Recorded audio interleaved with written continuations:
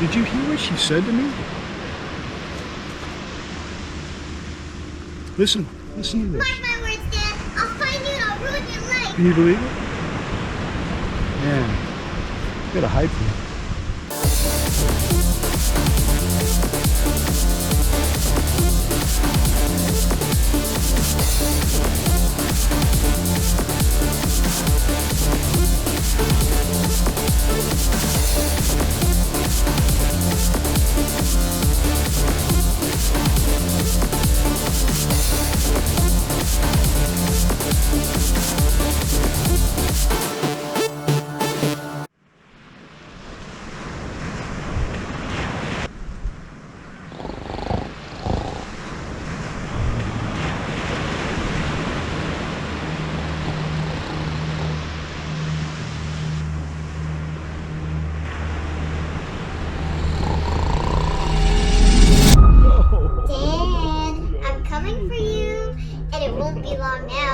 Every day I get closer and closer, and I won't stop until I get my revenge. Wake up, Dan. It's only a nightmare. It's Betty again. Don't worry, Dan. I'll take care of her. She said she's coming out here. She's looking for me. What am I going to do? I'll take care of her. Oh, thanks, Alexa. Thanks, honey. I love you too. I'll send the Kraken.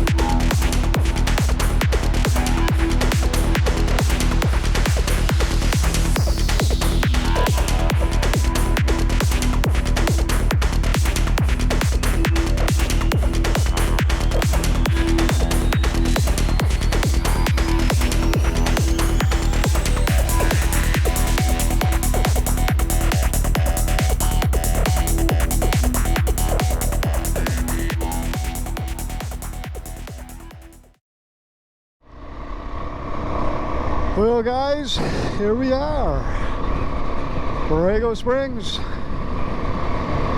It's been about a year since I've been here.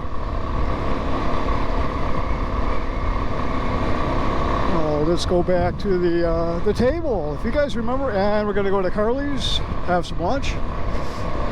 But let's go to the table. There it is, and it is available. And we'll kind of set things up, let you know what I'm thinking of. All right. Yeah. Reserved for me. All right. Well, I'm glad you guys could make it. And if you've seen my my two-part series in the desert last year in Borrego, after the 2020 ride, Kevin's route that year, we did a scene just like this. So if you've seen it, you'll remember this. You remember this location. Anyways, got the DRZ down here. I'm loving it. I miss the trail so bad. I mean, let's take a little walk over there and reminisce. It's the old bike, but I tell you, man, so this is it. Yeah, it's about as clean as I'm going to get it. Haven't been out too much since I've returned from the trip. Just a few short little trips on it. So it's nice to get back down here again. Alexa, how'd you do? I brought Alexa with me. What's that? Speak up. That was fun. Yeah, I thought you'd like it. Anyways, yeah, I got the Garmin, the XT. We might go over a few things when I camp tonight with that. Everything's set up the same though. Got the dash cams. I think what I was doing with these dash cams that they didn't save, and I didn't know any better. This button here, when you want to save something, you push it in and you hold it. I was just pushing in and letting it go, and I think that's what the problem was. So I'm going to try that later on. We'll do a couple of videos with the front and the back. I might have to clean it up a little bit, but the bike's running great. I mean, I could leave right now and that's okay, and do another tat. I mean, I could run back. The bike's ready for it. I'm not. So yeah, I miss it. You've noticed in the video coming down here, I had some unusual shots, so I used some of these other mounts here and just wanted to have some fun, see what I can come up with. So this is going to be a fun series. I mean, it's a two-part series. I'm going to camp. As soon as I shut this down, shut her down, boys.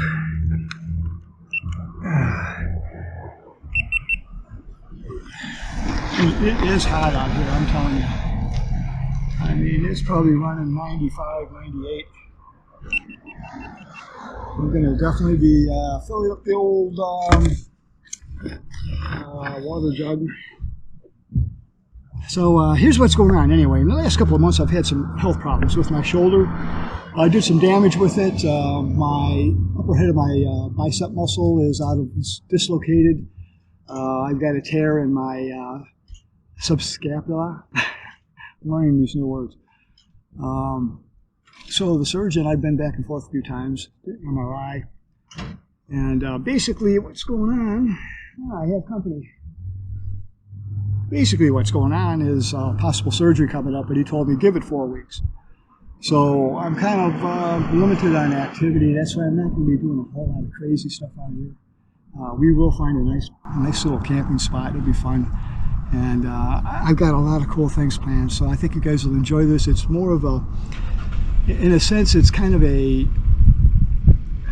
entertainment info series, because I will be talking about the 2021 ride on Sam's route from Ripley, West Virginia, all the way to Port Orford, and some comments on the Kevin's California BAT. So anyways, you can see Carly's over there, and I'm hungry.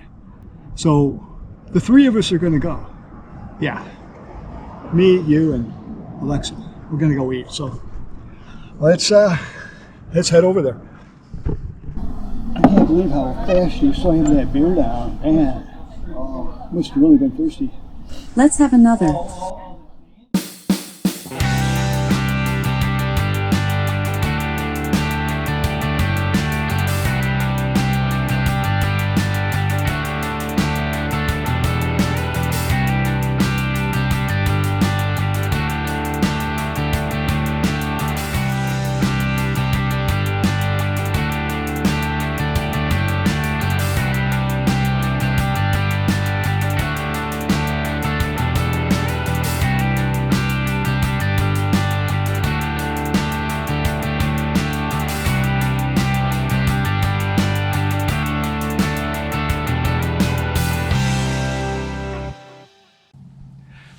Well, this is it. What do you think?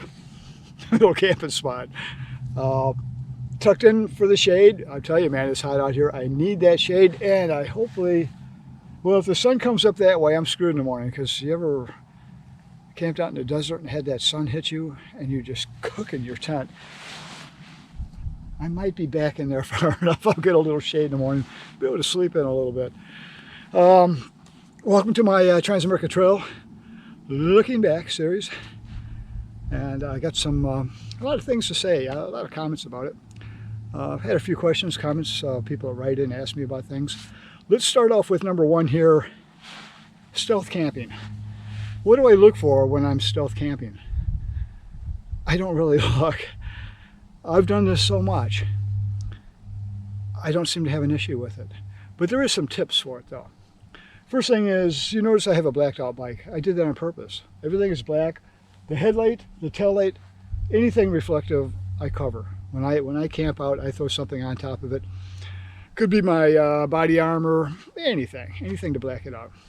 So that's one thing I do, because I don't want anything reflective or red, sorry Honda guys, to draw attention to where I'm at. You can see too the tent. The yellows kind of works, but the green tent. So first of all, I camouflage myself. All my gear is that way so that I don't draw attention to myself. When I'm looking at night, I don't run the spots, and I usually don't look at night anyway. I usually find something before it gets dark. I think that's really wise. I don't want to be looking for something when the sun goes down and you're scrambling. You never know where you're going to end up. I've done that a few times, so it's worked out, but I don't like doing that. So that's kind of the stealth camping thing. I like to be secluded behind something. I don't want to be out in the open. I did that one time. Well, I probably did it more than once, but I remember the one time I did it was in Colorado, and I was leaving the national forest area, and I forgot the name of it. And I wanted to camp because it was late, and I wanted to camp before I got into private property. So I camped out in a spot that wasn't too far off the main road. Not road, but main dirt forest road. And I didn't like that. I had the truck stop by, shined his headlights on me. Usually I tuck in behind the bushes. You know, I've gotten away with a lot of stuff. I mean, I've tucked into places that some of it you see on video. Some of it you don't. Some of the places I go. But the reason that I do that, it all starts up here. Things like that don't bother me. I don't get psyched up about it. Worst can happen to somebody, could tell you to leave, I guess. But, you know, irregardless, it's just a non-issue with me. So it depends on who you are, how much you're willing to tolerate, how much you're willing to accept, and be able to get sleep, because that's important to be in some place. You know, you're not really comfortable where you're at, but you got to be able to sleep, because you don't want to be up all night. So I think it begins with who you are, as what you can tolerate, and what you're comfortable with doing. And so, you know, it's a personal thing. If you're not comfortable with doing it, I mean, you know, state parks, national forests, I don't know, campgrounds. There's plenty of campgrounds in certain areas. The thing with me is I've noticed back when I was towards the, well, this is, say, east of the Mississippi. I camped out a lot at churches. I recommend that. Churches that have picnic areas, overhangs in the back, except for a Sunday night, or maybe a Saturday night. depends what night it is. Most nights you're good though. You go back there, you got a covering. You've seen a couple times I was in the rain. It worked out fine. So I recommend churches. When you get into an area, for instance, a small town, you could just go to Google Maps, punch in churches, kind of go check them out. It's kind of funny. But pick out one that you feel comfortable staying at, and then make it work for you. I've stayed at VW halls. It just, as you come across things, you got to keep your eyes open. But no matter where, I try to make myself as stealth as I can. And another thing that really helps is in the morning. If you're up early and you're gone, you can get up at 5 in the morning and leave. I mean, it just depends on what you want to do. But in certain circumstances, I'll go into an area. I'll wait until the sun goes down. I mean, I might pick out a spot, hang out, maybe even have a beer. And just wait, and the sun just peaks and it starts getting dark. I'll throw up my tent, and then early in the morning, 5:36, I'm out. So that's one thing I recommend for stealth camping. Yeah, again, it's just you start looking for it. I have a feeling that comes over me when I know I need to start looking. So I don't stress about it. I get to a certain point, and then I start keeping my eyes open for something. And there's times I'll pass up something and regret it, and there's times I pass up something, turn around and go back. So all of the trips I've done, all the stealth camping I've done, I've never had any issues. The worst that ever happened to me was some guy shining his headlights on my tent. I didn't like that. It was uncomfortable, but that's the worst. So I've been very fortunate. I know things can go bad, but it depends on what kind of camping you want to do. If you want to get out there and you really want to make it as, I don't know, exciting, adventurous, risky, nothing wrong with motels. It's a lot of money, so I don't do the motel things too much. I didn't want to. It's funny because on this trip I didn't want to do motels at all. I think I did 3 or 4. I did 4 probably, and it happens, So sometimes you really appreciate it, and you need that. You need that rest, so it works out well. Second thing, people ask me is the routes and stuff, and since I've been able to experience Kevin's route and Sam's route, which one do I prefer? Well, I've mentioned a few times through my videos that I always thought it was just really wise to have both routes. I think you have choices you can make during your ride that you can pick and choose and enjoy the best of either route. Things I didn't, it was obvious in part 2 or 3, I think, of my dislike of Sam's route coming. It was just a lot of roads, a lot of roads, and I just was unhappy with that. In that particular area, Kevin's route was better. Sam did good after I got into mid-Tennessee and south. The whole thing is Sam will take you down into Georgia, and there's that option there. I always felt funny because I was riding south, and it's like, man, I'm supposed to be going west, so it's kind of a strange feeling. But there's some beautiful ride down into Georgia. You kind of circle around Dalton, Georgia. It's a 50-50. If you want to lengthen your ride, get that extra mileage in, then by all means, I'm not going to pick one or the other. I think they're both of these guys did really good on their routes.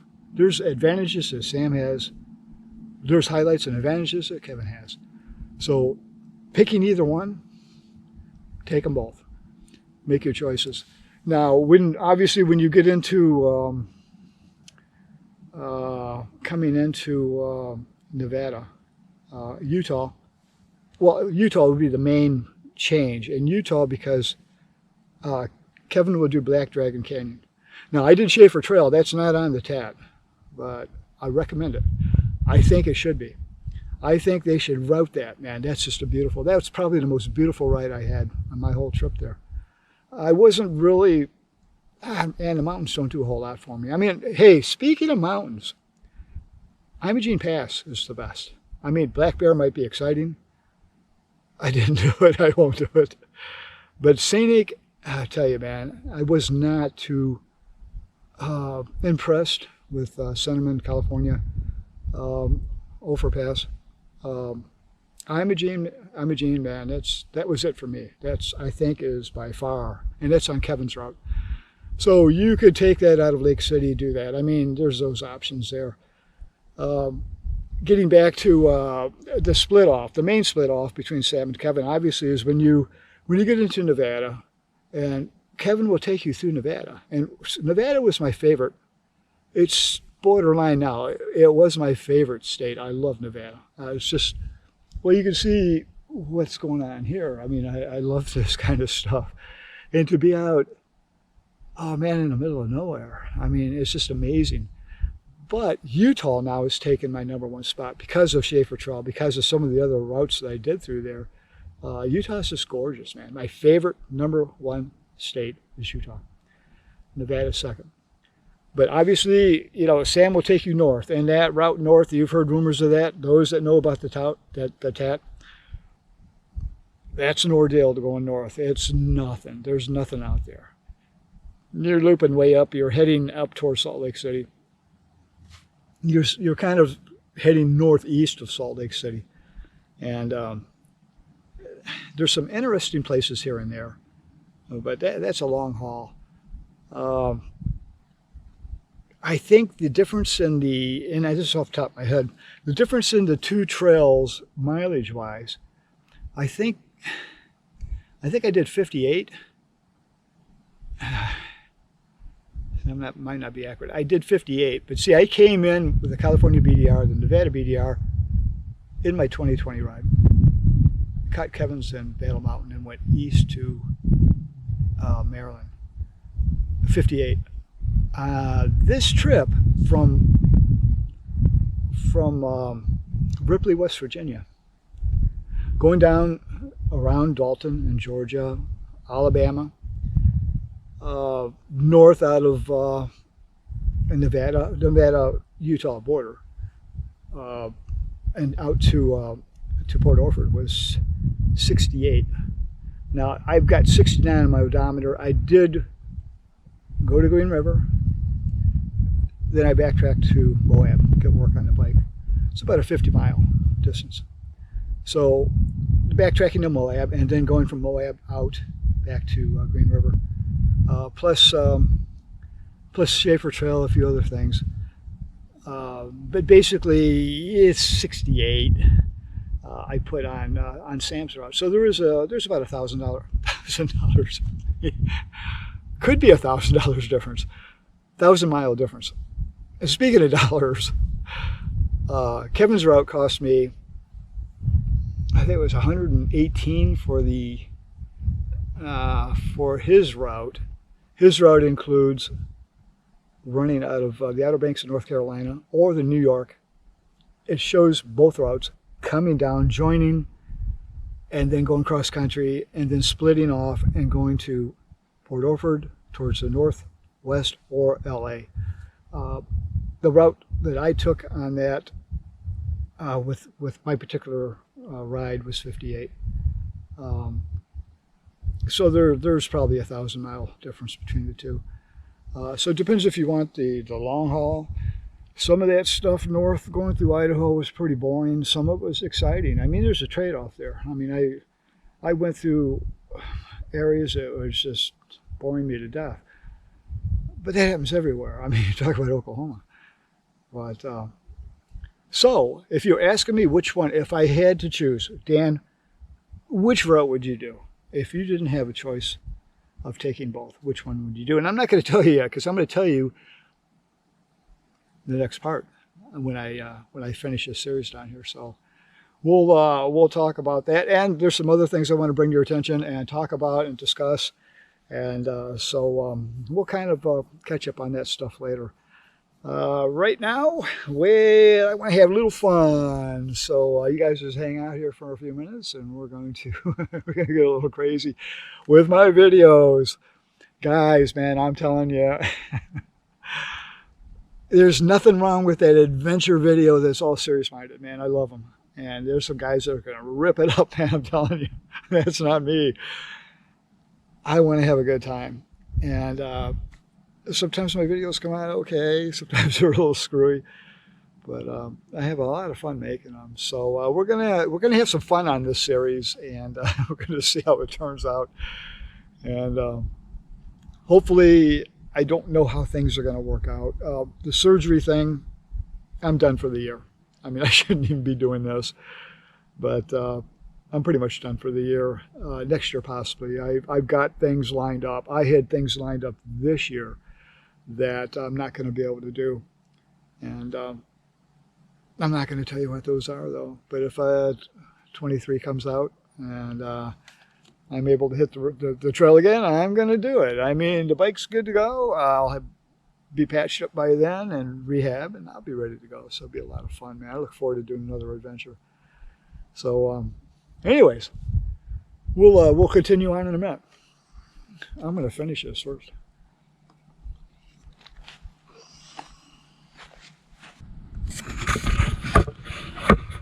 Well, let's do a little walkabout here, guys. Kind of show you where I ended up. And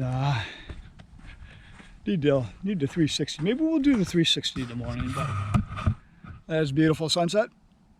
And this is kind of the deal. It's almost as good as the 360. Another little camp spot. If you notice, there's no shade out here. It is so hot. So I come across, I mean, there's a few, if you look over here, there's a few of these bushes that you could tuck underneath. But this one seemed to work best for me. So that's it. And this time I bought a chair with me. So, let's take a quick walk around. So this is, let's see, that way there, kind of where those trees, all that out there, if you can see it, that's Borrego Springs. I came over the mountains to get here, the switchbacks, which you've seen.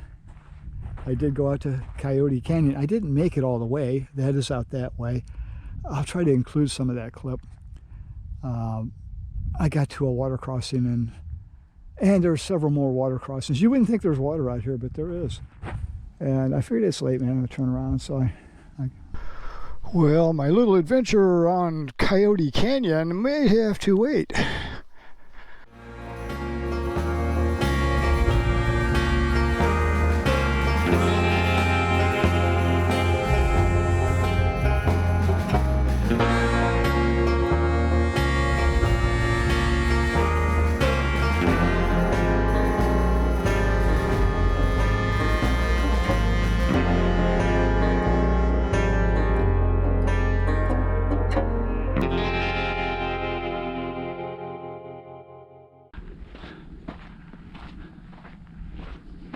Now I like the hue. It's not real clear today, but sometimes you get them purple, orange. You get the different colors coming off the sunset, and maybe a little bit later on. On the other side of this whole bridge here, back a ways, is this Palm Springs. It's a ways off though. Tomorrow I might do a ride out this way. That is towards the east, and there's some really good riding out there. I've got a lot of off-road. It's supposed to be the biggest off-road area, I believe, in the United States, and this is included, even though it's not part of that particular thing. There's two areas that they have for off-road, and you combine them, it's massive. I don't know what that is. Something from a long time ago. Maybe go check that out. So this is my place, man. It's my little oasis. Okay, got you a beer. I don't know if you want one, but it's there. If you want, you can have it. I'd rather have tequila. Yeah, move over. A little closer, come on. There we go. So, thought maybe we'd watch a video tonight, me and you. I mean, look at that sunset. Just getting ready to go down over those mountains, and I thought, let's have a little fun. So, put something on. Yeah. So you built this about 7, 8 years ago, he said? Yeah, not this. No electricity. Nobody wants to watch this. No lights. Let's put on something fun. Come on. You think you can do better? What? Do it yourself. Oh man, yeah, I can do something. All right, yeah, if you want.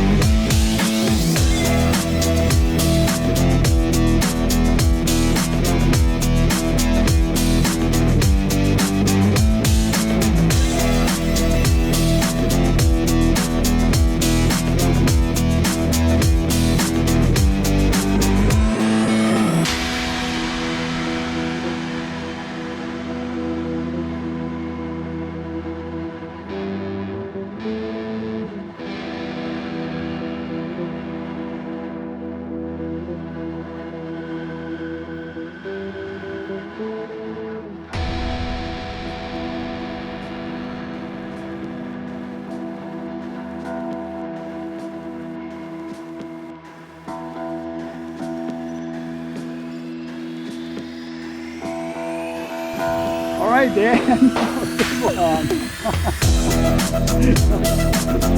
Don't stop. Keep going.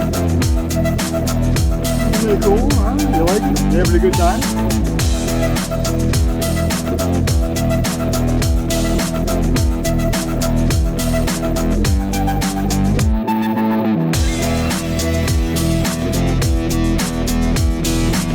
If you don't drink your beer, I'm going to drink it. It's going to get warm. I'm sure I'm glad you showed up. It's a lot more fun to do.